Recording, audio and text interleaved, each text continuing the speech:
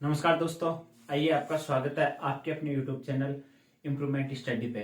तो हमने 10th class का सेकंड चैप्टर अम्ल सारक एवं लवण को लास्ट स्टेप तक ले गए थे। अपने 3 क्लास से बनाई थी। उसकी लास्ट टॉपिक अपना था pH scale, power of hydrogen, जिसमें अपने पीएच स्केल के बारे में देखा। किसने इसको, सोरेनसन ने इनको बनाया था पीएच स्केल को। पीएच स्केल का महत्व क्या था वो देखा। आज हम देखेंगे दैनिक जीवन में पीएच का महत्व। क्या दैनिक जीवन में पीएच का महत्व।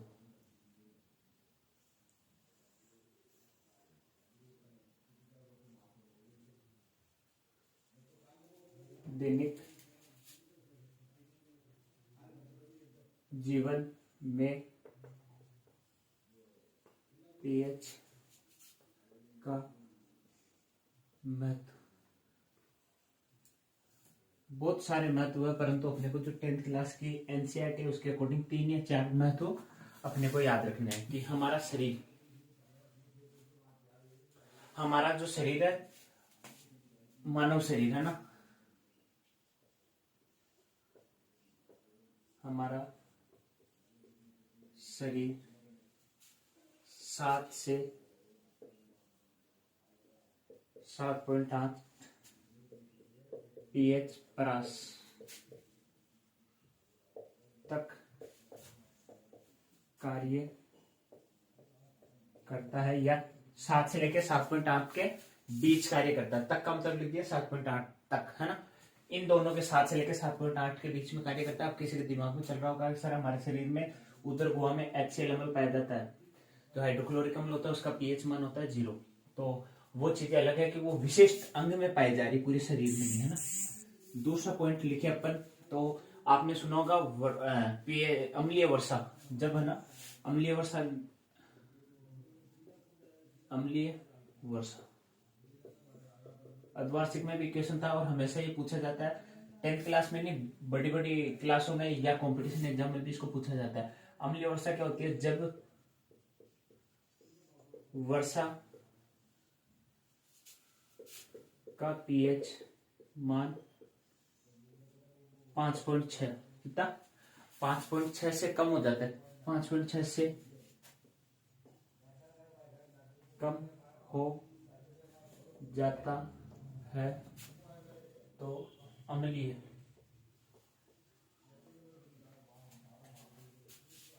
वर्षा कहलाता है। अम्लीय वर्षा में देखिए तो SO2 NO2, ये जो ऑक्साइड है इनका मुख्य रूप से इनसे अम्लीय वर्षा होती है।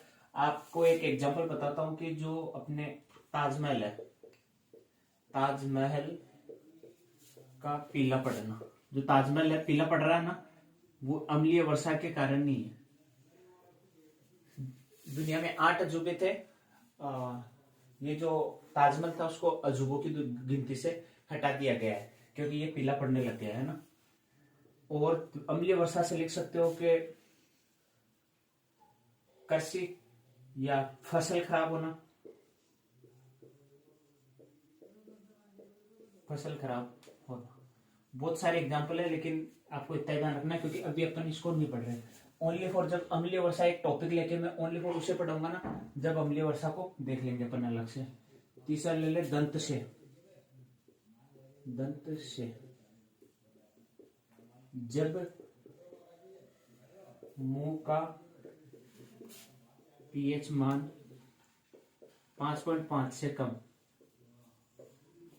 हो जाता है तो दंत से प्रारंभ हो जाता है। दंत से का मतलब है कि दांत टूट के गिरने लग जाते हैं। ऑटोमेटिक दांत कमजोर हो जाते हैं और टूट टूट के क्या हो जाते हैं, गिरने लग जाते हैं। दंत से 5.5 से जो दांतों के ऊपर क्या पाया जाता है, इनेमल, जो इनेमल है ना दांतों के ऊपर वो पाया जाता है, वो भी कमजोर हो जाता है, दांत भी कमजोर हो जाते हैं, वो टूट के गिरने लग जाते हैं। एक अपन वो ले लेते हैं, मधुमक्खी,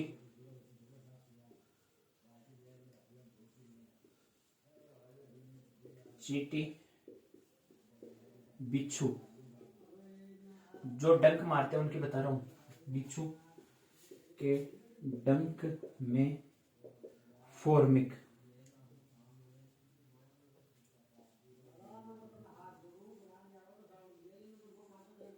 फॉर्मिक अम्ल या मेथेनोइक अम्ल पाया जाता है। क्या पाया जाता है? फॉर्मिक या मेथेनोइक अम्ल पाया जाता है। इससे क्या होती है? जलन या दर्द। जलन व या दर्द का एहसास, ठीक है, इससे होता है। और बचने के लिए अपन ले सकते हैं जो अपने सोडा आता है, मीठा सोडा, और या साबुन। ये क्या है? अम्ल है। मैंने पिछले क्लास में आपको पढ़ाया था कि अम्ल और सार दोनों आपस में मिलेंगे तो उदासीन होंगे। तो यहाँ पे क्या है? अम्ल है। अम्ल की साबुन एक कास्टिक सोडा होता है, वो सार होता है, साबुन ले लो, या मीठा सोडा ले लो जिसे अपन घर में यूज करते हैं, मीठा सोडा। एविल गोली आती है वो ले लो, या गांव में अधिकतर लोहा रगड़ते हैं, वो इसको अम्ल के प्रभाव को खत्म करने के लिए रगड़ते हैं। लेकिन आप मीठा सोडा या साबुन उस जगह रगड़ लो जिस जगह आपको मधुमक्खी ने डंक मारा। ये तो हुआ अपना। एक पॉइंट और होता है जो मैं यहां लिख दूं कि फसल भी एक निश्चित पीएच परास पर होती है। यानी मिट्टी की जो पीएच मान होता है ना, वो भी एक निश्चित परास होना चाहिए। जैसे कि अपन हम राजस्थानी है, राजस्थान में अधिकतर ज्वार बाजरा हुआ करता है। ज्वार बाजरा होता है, ज्वार बाजरा अपने राजस्थान में होता है, ना कि दक्षिण साइड में होता है, भारत के दक्षिण में नहीं होता है। क्यों? क्योंकि वहां पे पीएच परास जो बाजरे के लिए, अपने राजस्थान की जो भूमि है या मृदा है, वो बाजरे के लिए अच्छी है। जिसे कश्मीर में देखे तो सेम होती है, और केरल में देखे इलायची होती है। वो विशेष क्षेत्र पे क्या होती है? क्योंकि विशेष फसल के लिए पीएच परास की क्या होनी चाहिए? आवश्यकता होनी चाहिए। अब एक चीज देखते हैं अपन, ये तो आपने नॉर्मल सा हुआ है दैनिक जीवन में पीएच में, तो ये 10th क्लास के लेवल का है, इसलिए मैं इतना सा करा रहा हूं। अगर अपन कंपटीशन लेवल का देखे तो कम से कम ये जो पेज भरा है मैंने, ऐसे कम से कम 7-8 पेज भरते था, ठीक है। आपको only for 10th board exam है, इसलिए मैं 10th के हिसाब से करा रहा हूँ। और एक होती कोशिश, जब तक 7 मार्च से 10th के एग्जाम है, 7 मार्च तक लगभग लगभग 10th की एनसीईआरटी कंप्लीट कराने की कोशिश करेंगे अपन, जितना हो सके उतना तो करते हैं, ठीक है। ये कंप्लीट है।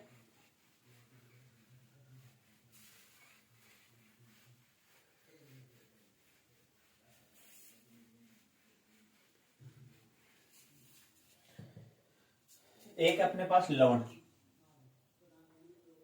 लवण कैसे बनाते हैं? नॉर्मल तरीके से, अम्ल प्लस सारक। क्या बना रहे? लवण। लवण प्लस जल बना रहे। लवण आपको देखना है NaCl, इधर देख लें तो HCl, और प्लस में NaOH, ठीक है। H2O बाहर निकल जाएगा। ये दोनों मिलके क्या बना रहे? लवण। लवण किसे कहते हैं? इसकी उदासीनीकरण अभिक्रिया भी बोल सकते हो आपके। अम्ल और सार मिलके एक लवण प्लस जल बना रहे हैं, उदासीन हो रहे हैं दोनों। अम्ल सार के प्रभाव को खत्म कर रहा है, सार अम्ल के प्रभाव को खत्म कर रहा है। ये NaOH और HCl मिलके NaCl। ये जो Na है, ये और Cl, Na पे प्लस चार्ज, Cl पे माइनस चार्ज, ये मिलके NaCl बना दिया। ये OH, अगर H2O लिखना चाहो तो लिख लो, वरना H2O की कोई जरूरत नहीं, आपको NaCl चाहिए। अब एक चीज पढ़ते हैं अपन, लवण से निम्न रसायनों का निर्माण, ठीक है। इस पार्ट में 5 रसायन दे रखे, 5 से 6 है, अपन 5 ले लेते हैं, ठीक है। पहला लेते हैं सोडियम हाइड्रोक्साइड। सोडियम हाइड्रोक्साइड विरंजक चूर्ण,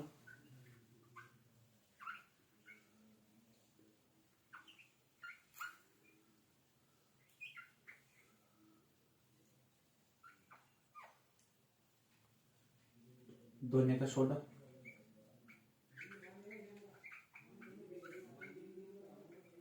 जिप्सम से अपन बनाते हैं प्लास्टर ऑफ पेरिस। विरंजक चूर्ण हो गया। बेकिंग, एक बेकिंग सोडा भी होता है, वो अपनी किताब में है, बेकिंग सोडा। और जिप्सम से बनाएंगे अपन पीओपी यानी plaster of Paris, plaster of Paris. ये 5 फॉर्मूले अपने को इसमें पढ़ने हैं, है ना। किस पार्ट में? इस पार्ट में पढ़ने हैं। तो जैसे कि NaOH हो गया, प्लास्टर ऑफ पेरिस का हो गया, CuSO4 डॉट 1/2, वो कैसे बनते हैं वो पढ़ना अपने को।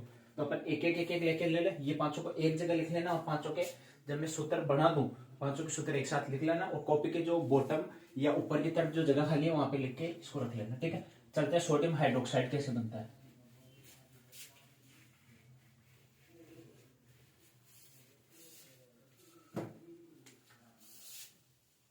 पहला है सोडियम हाइड्रोक्साइड, सूत्र होता है NaOH। क्या होता है? NaOH, यानी सोडियम हाइड्रोक्साइड, OH लगा है, और अगर NaCl लगता तो सोडियम क्लोराइड हो जाता, ठीक है। ये सोडियम हाइड्रोक्साइड है,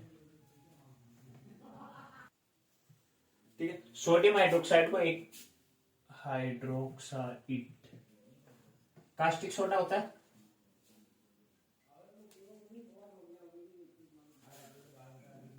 इसी को बोलते हैं ना। अब परिभाषा में बोल दो, लिख दूं? चलो लिखता हूँ पूरी, पहले एक बार बोल देता हूँ ना, कि सोडियम क्लोराइड के जलीय विलयन में विद्युत धारा प्रवाहित करने पे ये वियोजित हो जाता है और सोडियम हाइड्रोक्साइड उत्पन्न करता है ना। सोडियम क्लोराइड,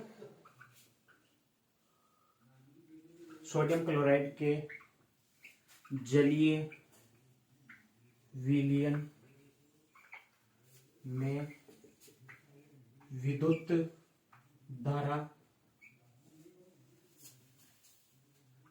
उत्पन्न क्या कर रहे हैं? सोडियम क्लोराइड के NaCl होता है, सोडियम क्लोराइड है ना, NaCl, यानी NaCl के जलीय विलयन में विद्युत धारा अपन प्रवाहित कर रहे हैं, तो ये क्या हो रहा है? वियोजित हो रहा है ना। विद्युत धारा उत्पन्न करने पर यह है वियोजित होकर, यानी टूटकर सोडियम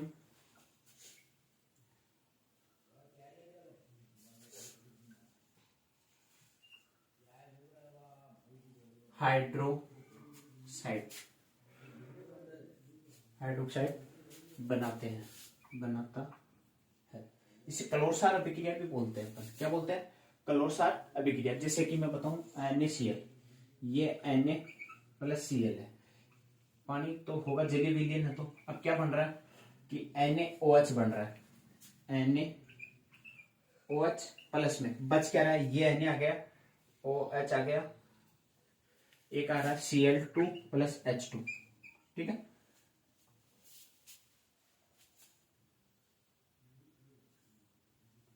संतुलित करें क्या इसको? Na1 Na1, Cl यहाँ पे एक है, वहां 2 हो गए, तो यहाँ पे Cl2 कर देते हैं, ठीक है। यहाँ पे अगर Cl2 कर रहे हैं तो आगे अपने को देखना है कि वहां Cl2 है, Na भी 2 गए, तो Na भी 2 करने पड़ेंगे अपने, ठीक है। अब H कितने हैं? 2, H2 है, ठीक है। O 2 गए, O यहाँ एक ही है, तो यहाँ पे मैं 2 कर दूं, और यहाँ पे भी 2 कर दूं, तो H4 हो गए, H4 हो गए, ये अपनी संतुलित। अब आप एक चीज देखना, ये सोडियम क्लोराइड है, क्या है? सोडियम क्लोराइड, ठीक है। यहां क्या हो गया? सोडियम हाइड्रोक्साइड, सोडियम हाइड्रोक्साइड, ठीक है।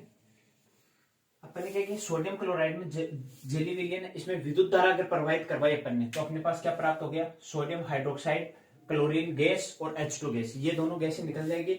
अब इसको क्लोरसार अभिक्रिया क्यों कहते हैं? क्योंकि इसमें क्लोर भी हो रहा है। क्या बन रहा है? क्लोर भी बन रहा है, और ये सार बन रहा है। सोडियम हाइड्रोक्साइड बोलते हैं, कास्टिक सोडा को भी मैंने बताया सार, तो इसमें सार भी है और क्लोर यानी क्लोरीन गैस भी है, तो इसे क्लोरसार अभिक्रिया भी कहते हैं, ठीक है। मैं नोट करके साइड में लिखता हूँ, इसे नोट डाउन कर लो या स्क्रीनशॉट ले लो इसका एक बार। हो गया। इसमें जो निर्मित उत्पाद है, मैं ये साइड में लिख देता हूँ, ये इसको साफ कर देता हूँ, इसको करके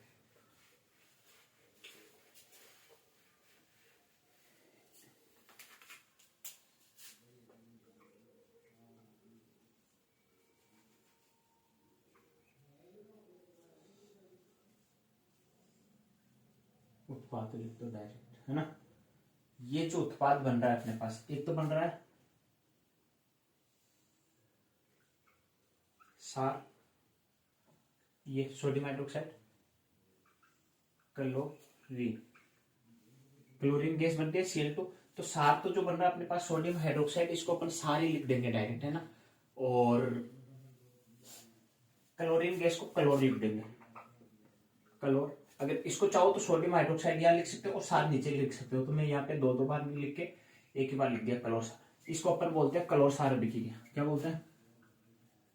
क्लोर सार अभिक्रिया, क्योंकि इसमें क्लोरीन और सार का निर्माण हो रहा है। ये जो अभिक्रिया लिखी है इसको क्लोर सार अभिक्रिया भी बोलते हैं। जो परिभाषा मैंने वहां लिखी थी कि सोडियम हाइड्रोक्साइड के जलीय विलयन में विद्युत धारा, सोडियम हाइड्रोक्साइड नहीं सॉरी, सोडियम क्लोराइड के जलीय विलयन में विद्युत धारा प्रवाहित करने पे सोडियम हाइड्रोक्साइड का निर्माण होता है, उसे ही क्लोर सार अभिक्रिया कहते हैं। या उससे अपने पास सोडियम हाइड्रोक्साइड का निर्माण हो रहा है। ये दोनों सूत्र आप उसमें लिख सकते हो, ठीक है। दूसरे पे चले।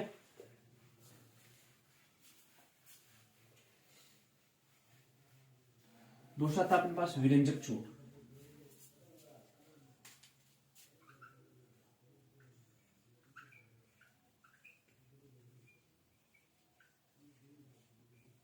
विरंजक चूर्ण, इसे बोलते हैं ब्लीचिंग पाउडर। इसे क्या बोलते हैं?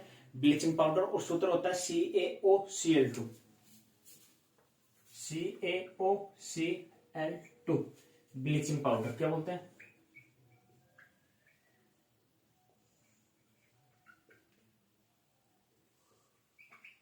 रेलवे में अधिकतर इसका सूत्र पूछा जाता है कि ब्लीचिंग पाउडर का सूत्र बताइए।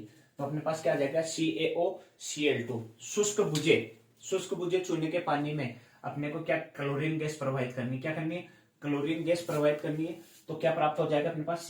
और मैं एक बार लिख दूं, ये विरंजक चूर्ण कैसे प्राप्त हो रहा है ना, शुष्क बुझा हुआ है तो शुष्क होगा, शुष्क बुझे चूने के पानी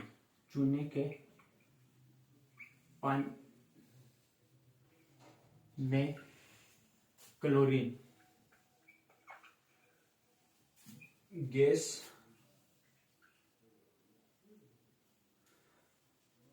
प्रवाहित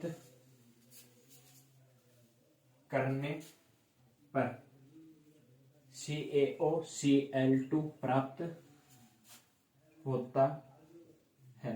एक बात बता दो आपको बच्चों की, जो किताबी लैंग्वेज है उस हिसाब से याद मत किया करो, जो परिभाषा है उसको अपनी लैंग्वेज में याद किया करो ताकि आसानी से याद हो जाए, है ना। शुष्क चूना, शुष्क बुझा चूना, शुष्क बुझा चूना हो जाएगा CaOH का प्लस में Cl2। क्या लिखा मैंने? CaOH2 और क्या लिखा? Cl2। अब क्या बनाना अपने को, ये देखो इधर, ठीक है। अपने को कुछ याद नहीं है, Ca बनाना है, O बनाना है, Cl2 बनाना है। Ca कहाँ है? ये रहा Ca। O कहाँ है अपने पास? ये रहा, ठीक है। Cl2, ठीक है। मैंने ये चीजें बना दी, इसमें से क्या क्या उठाया? Cl2 उठ गया, Ca हो गया, और O यहाँ पे 2 है तो एक O मैंने ले लिया, प्लस में हो जाएगा H2O। यहाँ पे जो वोल्टवाइज में ना O भी 2 है, H भी 2 है, तो एक O तो यहाँ ले लिया, एक O वहां चला गया, H2 है तो H2 निकल गया, Ca1 है, Ca1 है, O1 हो गया। कैल्शियम ऑक्सीक्लोराइड भी बोलते हैं इसे। क्या बोलते हैं? कैल्शियम ऑक्सीक्लोराइड, ठीक है बच्चों। ये इसके उपयोग भी लिखाऊंगा, पिछले वाले की नहीं लिखवाई उपयोग शायद मैंने। चलो उपयोग सबके एक साथ लिखवा दूंगा, इसको देखो एक बार।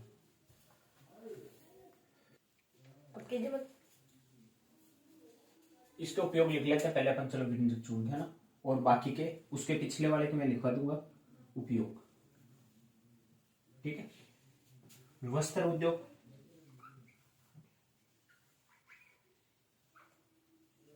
वस्त्र उद्योग में सूती और लिलेन का जो कपड़ा होता है, डायरेक्ट आपको याद रखना वस्त्र उद्योग। अब आगे की रामलीला याद नहीं करनी क्योंकि किताब में बहुत सारा दे रखा है, किताब के बाहर भी बहुत सारा दे रखा है। आपको ये याद रखना वस्त्र उद्योग में उपयोग लिया जाता है लिलेन व और सूती वस्त्र को साफ करने के लिए। दूसरा है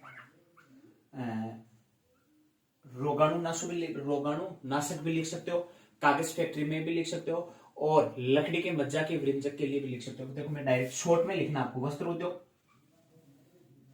कागज उद्योग, ठीक है, 2 और एक रोगाणुनाशक।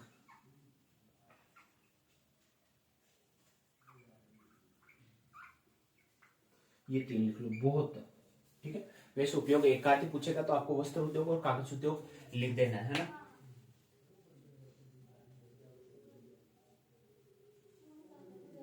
हो गया ये। मैं एक बार उस पहले वाले के लिखवा देता हूँ, जो सोडियम हाइड्रोक्साइड था उसके उपयोग लिखवा देता हूँ आपको। ठीक है, ये हो गया।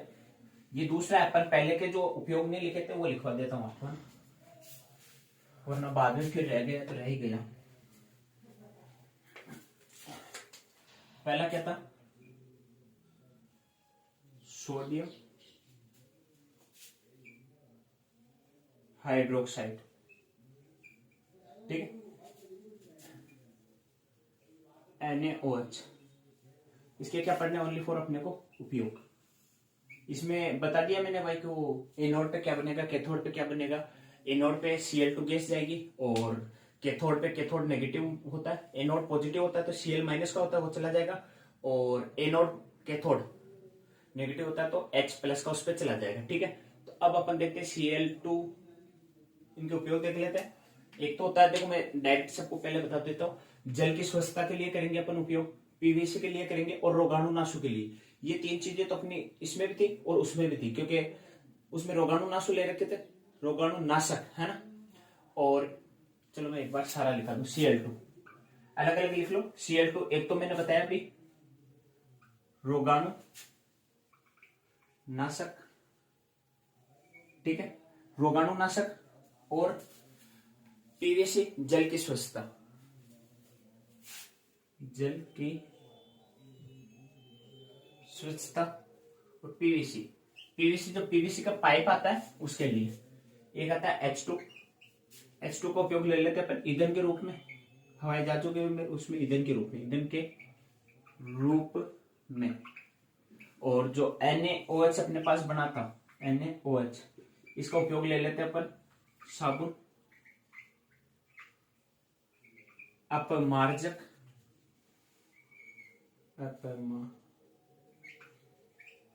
अपमार्जक बोलते हैं एक तरीके से, जो अपन अपनी लैंग्वेज में जिसे सरफ बोलते हैं ना उसे, तथा साबुन, अपमार्जक, ग्रीस या ग्रीज, धातुओं से ग्रीस हटाने हेतु। जैसे कि आपको पता हो तो अपने हाथ जब ऑयली हो जाते हैं या फिर ग्रीस में हो जाते हैं तो अपन किसका उपयोग करते हैं? अपमार्जक, सरफ का उपयोग करते हैं। ठीक है, ये पहले के भी लिखा थी, दूसरे के भी लिखा थी। अब तीसरे पे चलते हैं अपन। जो तीसरा सूत्र अपना बेकिंग सोडा या खाने का सोडा, है ना।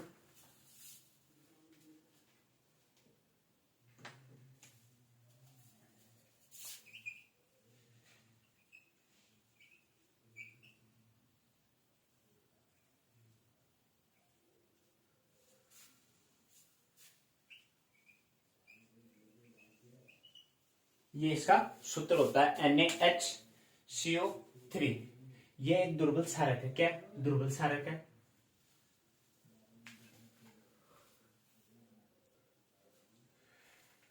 ठीक है,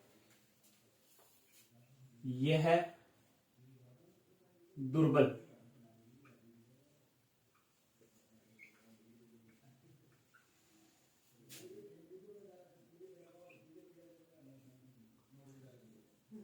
ये दुर्बल असंसारक है। इसे खाने से पेट में कोई खराबी नहीं होती है ना।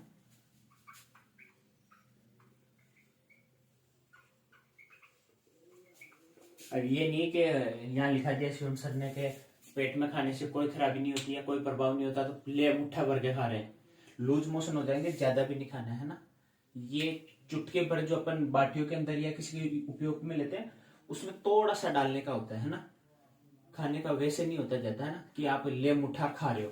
अब इसका उपयोग निर्माण कैसे होता है तो वो देखते हैं अपन।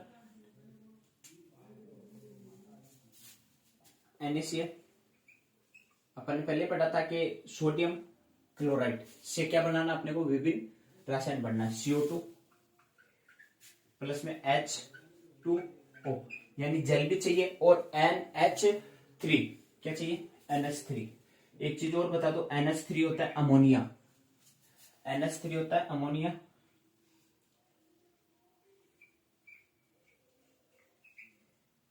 NH4 ammonium.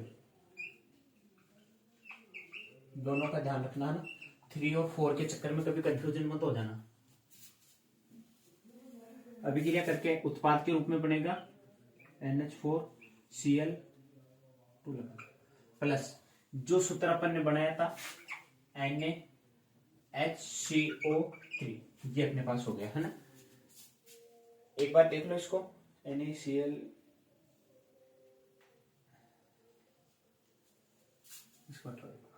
संतुलित है या नहीं है चेक करते हैं। Na कितना, 1, Na 1 है अपने पास, Cl कितना, 1 है, Cl 1 है, C कितना, 1 है, C 1 है, O कितने उधर 3 है, 2 O ये रहे, 1 O ये रहा, उधर O CO3 लिख दिया ना। और NH4 H कितने हो गए 5, 3 H ये रहे, N 1 का 1 है, और 3 ये रहे, 2 ये रहे, कितने हो गए H 5 हो गए, 5 हो गए, तो 1 H ये रहा, 4 H ये रहे। ठीक है, संतुलित रासायनिक अभिक्रिया संतुलित किस विधि से कर रहे हैं अपन, तो हिट एंड ट्रायल विधि से। ये हो गया इसका उपयोग, ये इसका निर्माण कर दिया। अब चलते हैं अपन इसके उपयोग पे। इसका उपयोग भी तो लिखना पड़ेगा, उपयोग। ठीक है, उपयोग लिखे। बेकिंग पाउडर बनाने में बेकिंग सोडा प्लस टार्ट्रिक अम्ल का यूज किया जाता है। ये बेकिंग सोडा है ना,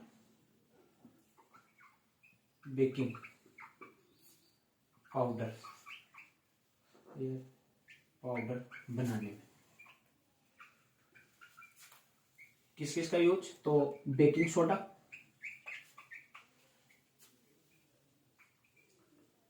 प्लस में टार्ट्रिक अम्ल। ये जो अम्ल और पीएच प्रास, जैसे नींबू में कितना पीएच होता है, इसमें कितना पीएच होता है, कि एप्पल का कितना पीएच, मानव रक्त का पीएच, ये सारा, और जितने भी टार्ट्रिक अम्ल, सीट्रिक अम्ल, ये जो है वो सब आपको बता दूंगा कि किसमें क्या अम्ल पाया जाता है। टार्ट्रिक अम्ल इमली में पाया जाता है है ना। और बेकिंग सोडा अपन ने पढ़ लिया, बेकिंग सोडा और टार्ट्रिक अम्ल को मिला के क्या बना रहे हैं अपन, ये बेकिंग पाउडर। ठीक है, एंटीसेप्टिक में भी सहायक होता है। ये किसमें होता है, एंटीसेप्टिक, अग्निशामक में भी सहायक होता है। आपको ये याद रखना, एक जैसे पेट में एसिडिटी हो गई या कुछ हो गया, इनो बनाने में भी इसका उपयोग किया जाता है, जो मैंने बताया आपको कि एंटीसेप्टिक।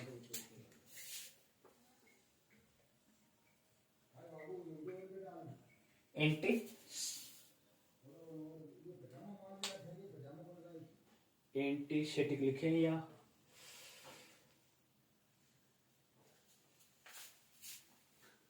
गलत लग रहा है मेरे को ये शायद, एंटीसिड, दोनों में से एक लिख लो। एंटीसिड शायद सही लग रहा है कि इनो काम करे सिर्फ 6 सेकंड में।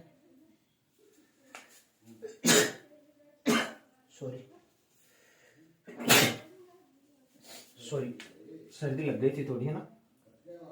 एंटासिड, इनो आदि, ईटी से लिख लो। इसके उपयोग में लेते हैं इसको अग्निशामक के रूप में। किताब में लिखा हुआ है भाई अग्निशामक, अग्निशामक। ठीक है, ये इसके उपयोग हो गए। अब चौथे पे चलते हैं अपन, दोने का सोडा।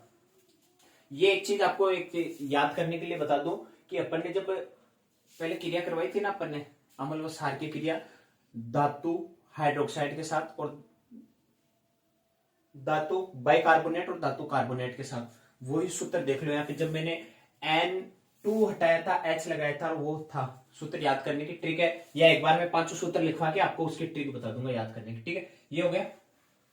चौथा लेते हैं अपन दोने का soda.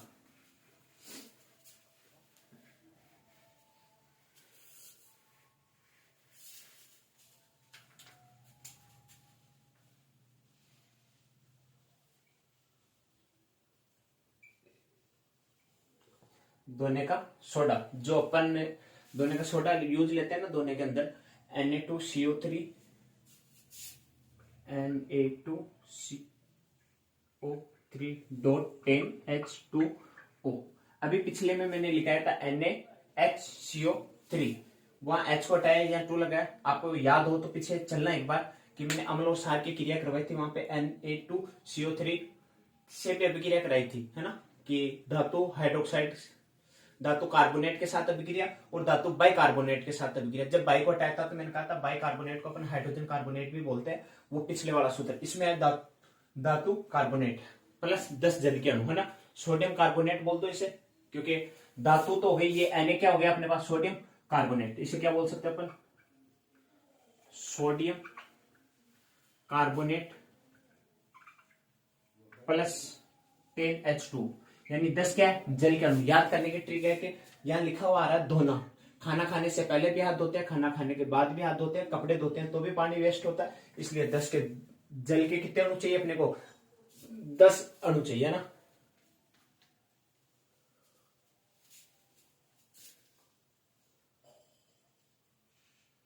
Sodium carbonate, sodium carbonate से अपन क्या बना लेंगे, धोने का सोडा की। सोडियम कार्बोनेट के पूर्ण जलीय पुण्य कार्बोनेट से कार्बोनेट के पूर्ण क्रिस्टलीकरण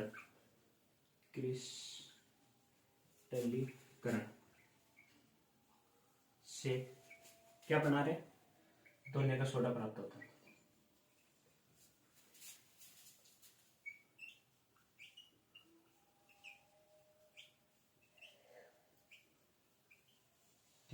देखो इसे, सोडियम कार्बोनेट के पूर्ण क्रिस्टलीकरण से धोने का सोडा प्राप्त होता है। सूत्र मैंने बता दिया था आपको कि Na2CO3, ये याद रखना आपको, है ना।